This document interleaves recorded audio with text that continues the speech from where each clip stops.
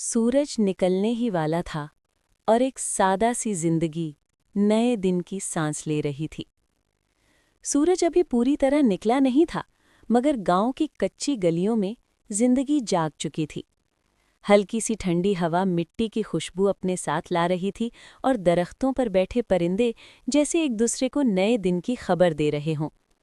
नदी के किनारे एक बैलगाड़ी आहिस्ता आहिस्ता चल रही थी, जिसमें मकई से भरे टोकरे रखे थे।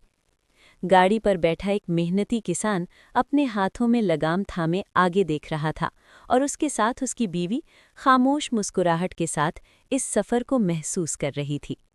ये मुस्कुराहट दौलत की नहीं थी, बल्कि सुकून की थी।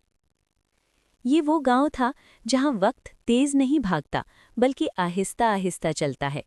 यहाँ दिन का आगाज मेहनत से होता है और रात शुक्र से। सूरज निकलते ही औरतें कुएं की तरफ जाती, बच्चे नंगे पांव सहन में खेलते और बुजुर्ग दरख्तों के साए तले बैठकर पुरानी बातें दोहराते। किसी के पास ज्यादा नहीं था, मगर जो था वो दिल से था।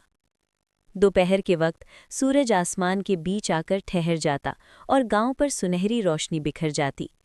इसी वक्त घर के सहन में एक पुराना हैंडपंप चलता और ठंडा पानी जमीन पर छलक जाता।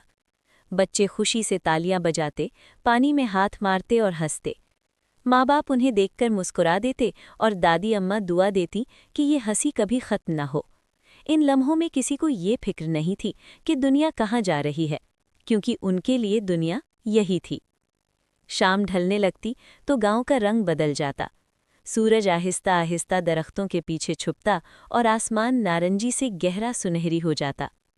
चूल्हों पर खाना पकने लगता, धुएं की खुशबू फिजा में फैल जाती और घर घर से बर्तनों की हल्की आवाज़ें आने लगती।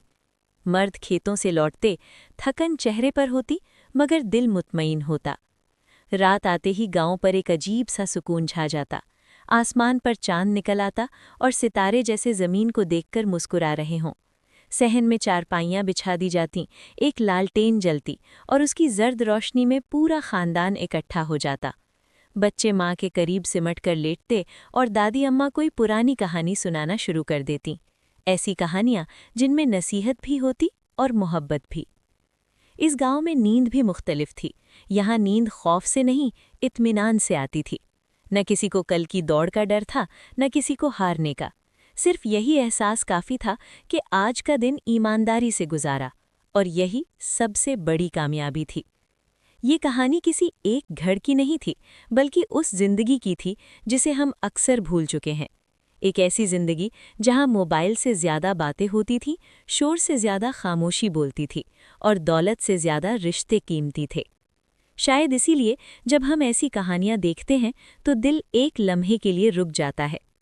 अगर ये ज़िंदगी आपको अच्छी लगी तो इसलिए नहीं कि ये ख्वाब है, बल्कि इसलिए कि ये कभी हकीकत थी और कहीं ना कहीं आज भी है। बस हमें दोबारा याद करने की ज़रूरत है।